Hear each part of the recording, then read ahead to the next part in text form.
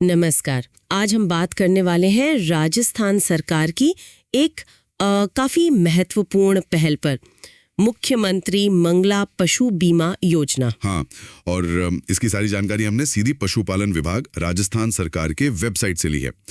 तो आज हम समझेंगे कि ये योजना असल में है क्या, कौन लोग इसके लिए पात्र हैं और पशुपालकों को इससे क्या लाभ मिल सकता है। ये उनकी वित्तीय सुरक्षा के लिए एक अहम कदम है। तो चलिए इसको थोड़ा गहराई से जानते हैं। सबसे पहली बात तो ये है कि ये योजना इस साल के बजट 2024-25 की घोषणा संख्या 132 उसका हिस्सा है, और इसका सीधा सा लक्ष्य है कि प्रदेश के जो पशुपालक हैं उन्हें उनके पशुधन का बीमा करके एक तरह की वित्तीय सुरक्षा दी जाए। हाँ बिल्कुल, क्योंकि देखिए पशुधन का नुकसान खास तौर पर छोटे पशुपालकों के लिए एक बड़ा आर्थिक झटका हो सकता है।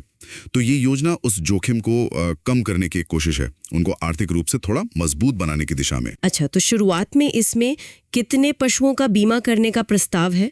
सुनने में आया है काफी बड़ा आंकड़ा है। इसमें जहां तक जानकारी है 5-5.5 लाख दुधारू गाय और भैंसे हैं, फिर 3.5 लाख भेड़ और बकरी भी हैं, और 1 लाख ऊंट भी शामिल हैं। यानी कुल मिलाकर करीब 21 लाख पशु। हाँ, 21 लाख, और इस पे करीब 400 करोड़ रुपए खर्च होने का अनुमान भी लगाया गया है। 400 करोड़ जी। तो ये बजट और ये संख्या, ये दोनों ही दिखाते हैं कि सरकार इस योजना को लेकर कितनी गंभीर है और इसका पैमाना क्या रखना चाहती है। सही बात है। अब आते हैं पात्रता पर, कौन इसका फायदा उठा सकता है। हाँ, तो राजस्थान के सभी जन आधार कार्ड धारक पशुपालक इसके लिए पात्र माने गए हैं। हाँ, जन आधार कार्ड तो अब लगभग सभी सरकारी योजनाओं के लिए जरूरी सा हो गया है राजस्थान में। बिल्कुल, लेकिन इसमें एक बात है, चयन जो होगा वो लॉटरी के जरिए होगा। हाँ, लॉटरी सिस्टम है, लेकिन उसमें भी कुछ प्राथमिकताएं तय की गई हैं। अच्छा, जैसे किसी न किसी सरकारी योजना से जुड़े हैं या जिन्हें शायद ज्यादा जरूरत हो। हाँ बिल्कुल, यही मंशा लगती है। कुछ और शर्तें भी होंगी जरूर। हाँ, कुछ जरूरी शर्तें हैं। सबसे अहम है पशुओं की टैगिंग। टैगिंग मतलब वो कान में लगने वाला टैग? जी वही।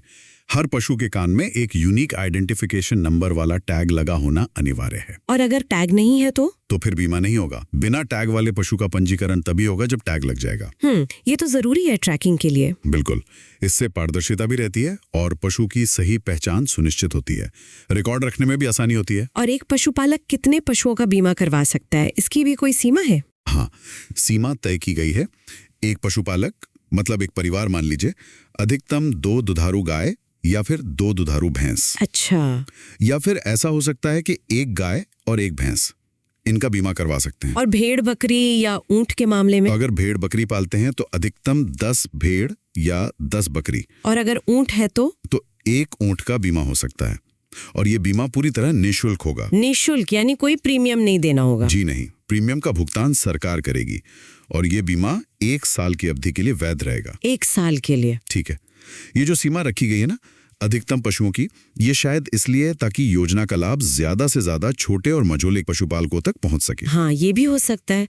अच्छा, इसमें कैटल यूनिट का भी जिक्र है, वो क्या है? हाँ, वो एक कॉन्सेप्ट है। भेड़ और बकरी के मामले में 10 पशुओं को मिलाकर एक कैटल यूनिट माना जाएगा। 10 भेड़ या बकरी बराबर 1 यूनिट? जी, जबकि गाय भैंस या ऊंट के लिए 1 पशु ही अपने आप में 1 यूनिट है। अच्छा, लेकिन अगर किसी के पास मान लीजिए 5 ही बकरियां हैं तो? 10 तो नहीं है। हाँ, ये भी साफ किया गया है कि अगर किसी के पास 10 से कम भेड़ या बकरी हैं तो उनका बीमा भी हो सकेगा। ऐसा नहीं है कि पूरे 10 होने जरूरी हैं। चलिए, ये अच्छी बात है। इससे छोटे पशुपालकों को भी फायदा होगा। बिल्कुल, ये उनके लिए काफी लचीलापन देता है। और जिलों को भी लक्ष्य दिए गए हैं, है ना? हाँ, हर जिले को उनके यहाँ पशुओं की संख्या के अनुपात में लक्ष्य आवंटित किए गए हैं। और इसमें सामाजिक समावेश का भी ध्यान रखा गया है। जी, अनुसूचित जाति यानी SC के लिए 16% और अनुसूचित जनजाति यानी ST के लिए 12% लक्ष्य आरक्षित रखे गए हैं। तो ये एक तरह से समानुपातिक वितरण और आरक्षण दोनों का ध्यान रखने की कोशिश है। हाँ, कोशिश यही है कि सभी वर्गों तक इसका लाभ पहुंचे। अब एक अहम सवाल, पशु की कीमत कैसे तय होगी? बीमा तो कीमत पर ही निर्भर करेगा। हाँ, ये एक महत्वपूर्ण प्रक्रिया है। इसके लिए 3 लोग मिलकर फैसला करेंगे, पशु चिकित्सक, खुद पशुपालक और बीमा कंपनी का प्रतिनिधि। तीनों की आपसी सहमति से? जी। और कीमत तय करते समय पशु की सेहत कैसी है, वो दूध कितना देता है, उसकी उम्र क्या है, नस्ल कौन सी है, इन सब बातों को ध्यान में रखा जाएगा। लेकिन कोई अधिकतम सीमा भी तो होगी। हाँ बिल्कुल। जी। प्रति कैटल यूनिट यानी प्रति यूनिट बीमा की अधिकतम राशि 40,000 रुपए ही होगी। अच्छा, 40,000 रुपए मैक्सिमम। जी। और कीमत तय करने के कुछ मानक भी सुझाए गए हैं, जैसे गाय के लिए लगभग 3,000 रुपए प्रति लीटर प्रतिदिन दूध उत्पादन के आधार पर। और भैंस के लिए? भैंस के लिए ये 4,000 रुपए प्रति लीटर प्रतिदिन है। बकरी या भेड़ के लिए अधिकतम 4,000 रुपए और ऊंट के लिए अधिकतम 40,000 रुपए। और अगर इन तीनों में मतलब डॉक्टर, पशुपालक और बीमा वाले में सहमति ना बने तो? ऐसी स्थिति में पशु चिकित्सक का जो मूल्यांकन होगा उसी को अंतिम माना जाएगा। ठीक है। पशुओं की उम्र की भी कोई सीमा है? हाँ, उम्र सीमा भी तय है। जैसे दुधारू गाय है तो वो 3 से 12 साल के बीच की होनी चाहिए। 3 से 12 साल। दुधारू भैंस के लिए ये 4 से 12 साल है। बकरी या भेड़ जो कि मादा होनी चाहिए, उसकी उम्र 1 से 6 साल और ऊंट के लिए 2 से 15 साल।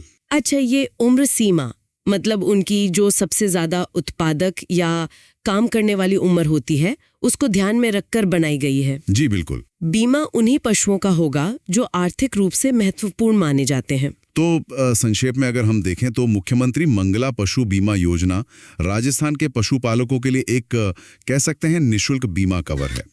इसमें लॉटरी से चयन होगा, कुछ समूहों को प्राथमिकता मिलेगी, पशुओं की टैगिंग अनिवार्य है और बीमा राशि की एक ऊपरी सीमा तय की गई है। ये मुख्य बातें हैं। हाँ, और ये योजना निश्चित रूप से पशुपालकों को अगर उनके पशु को कुछ हो जाता है तो उस अचानक आए वित्तीय बोझ से कुछ हद तक राहत दे सकती है। और इसका एक और फायदा हो सकता है, इससे राज्य में पशुधन का एक व्यवस्थित रिकॉर्ड बनाने में मदद मिलेगी और लोगों में खासकर ग्रामीण क्षेत्रों में पशु बीमा के प्रति जागरूकता भी बढ़ेगी। हाँ, ये बात भी सही है। तो जाते जाते एक सवाल सोचने के लिए छोड़ जाते हैं हम, क्या इस तरह की जो सरकारी पहल है, जब सरकार खुद प्रीमियम भर रही है, वो ग्रामीण अर्थव्यवस्था में पशुधन बीमा की स्वीकार्यता को सच में बढ़ा सकती हैं? और क्या ये भविष्य में मतलब लॉन्ग टर्म में निजी क्षेत्र की जो बीमा कंपनियां हैं उनके लिए भी इस बाजार में आने का एक आधार तैयार कर सकती हैं? ये सोचने वाली बात है।